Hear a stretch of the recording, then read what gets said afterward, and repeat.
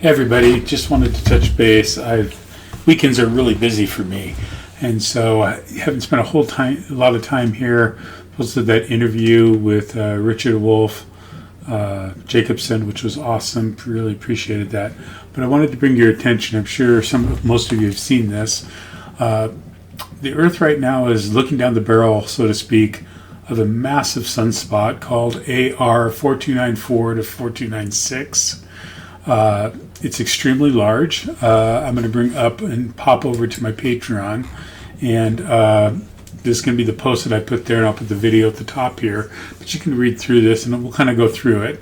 So these are a very extremely large patch of dark spots. They're called sunspots on the sun, and these are about 90% the size of the sunspot that caused the Carrington Event in 1859.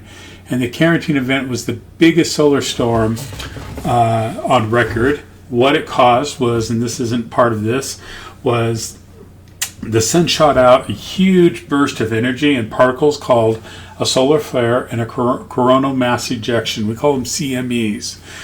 This CME impacted Earth in 1859, and it was extremely powerful, so powerful that the northern lights, or auroras, were seen all the way down to the Caribbean.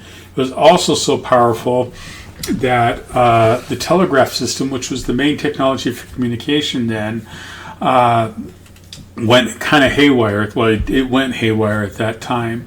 Wires sparkled. Some of the actual telegraph lines could see electricity on them.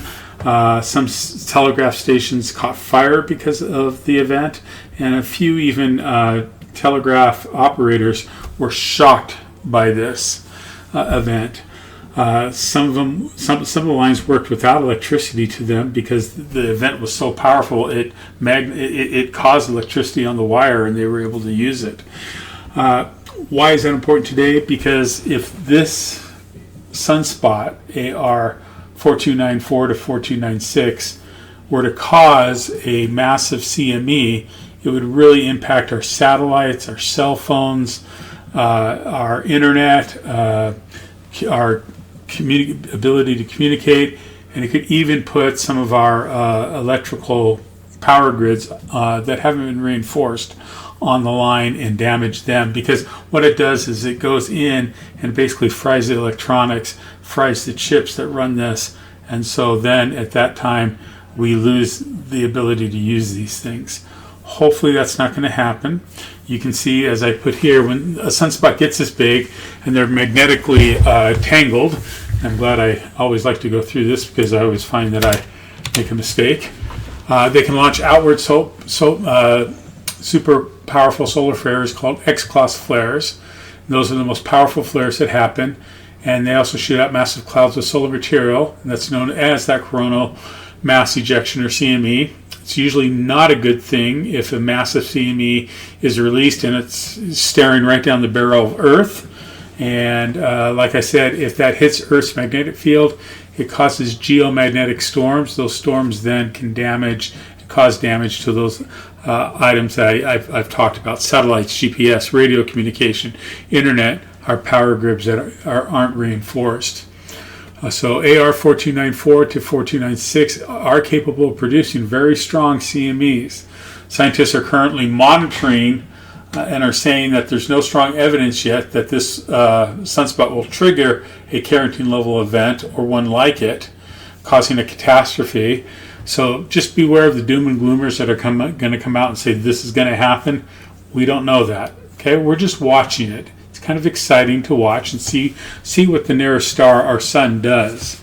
Best case scenario is we just might get some very nice auroras out of this that come down very low into the northern hemisphere and up from the southern hemisphere.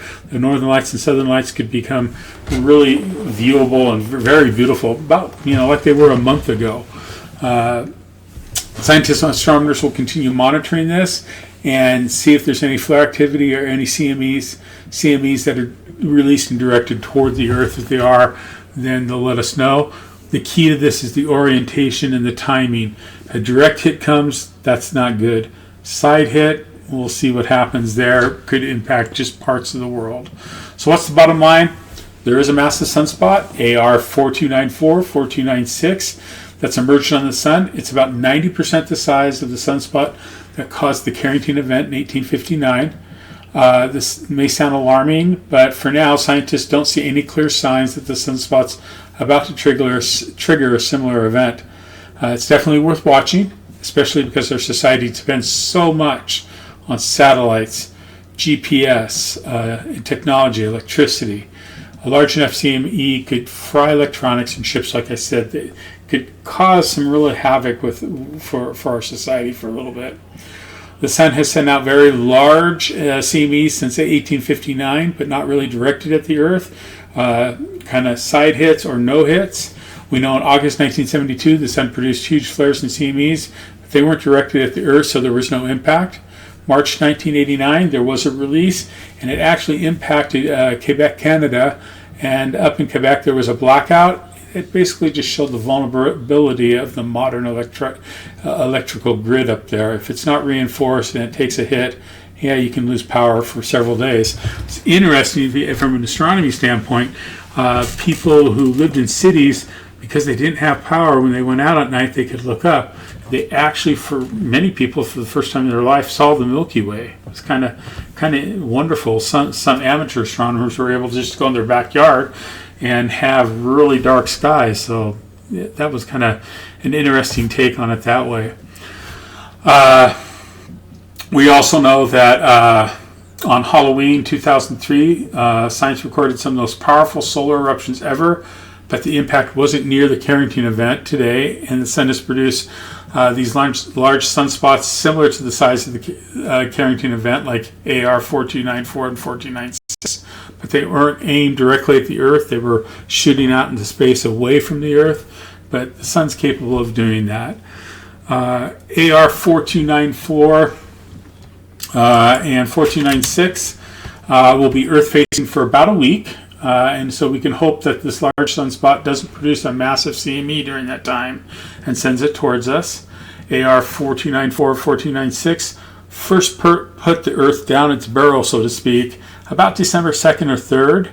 And so it's anticipated the Earth will be glaring down the barrel of AR4294 and 4296 for about 6-7 days after that, before it begins to transition off of the Earth directly.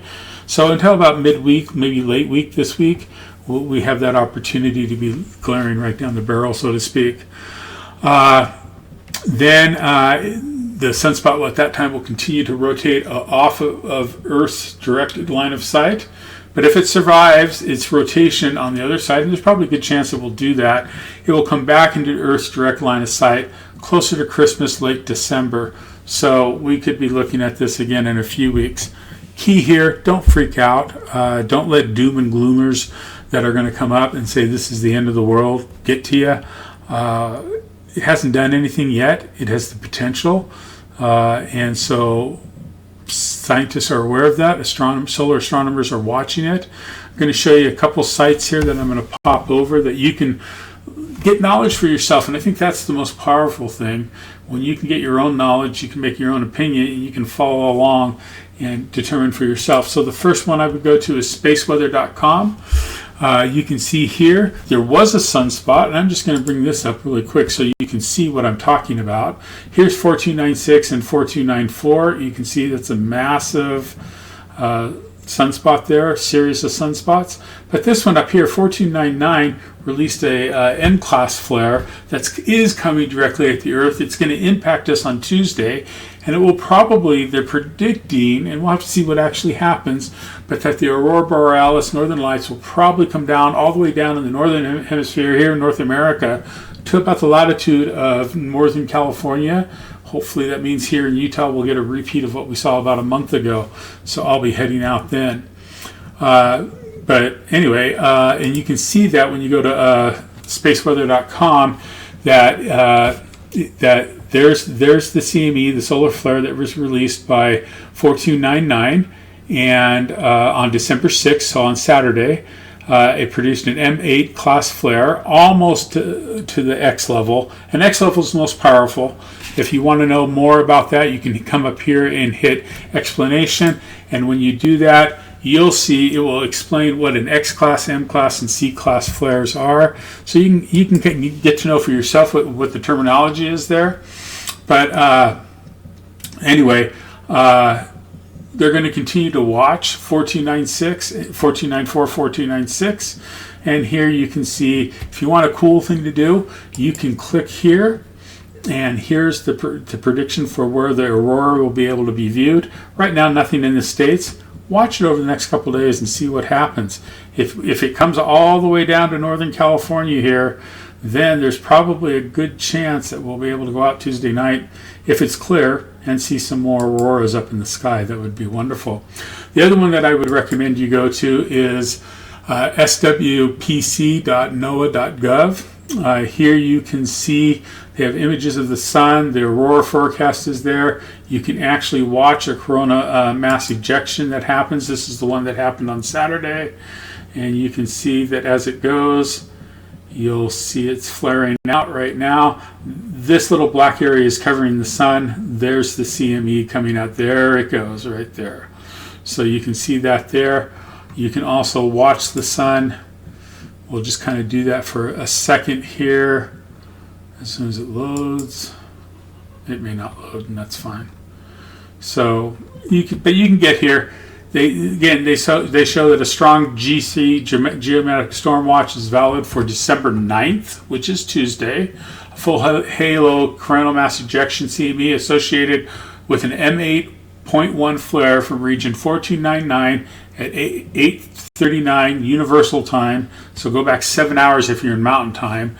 On December 6th is expected to impact the Earth. Okay, and you can click on that, and you can get there. And here you can see they show you the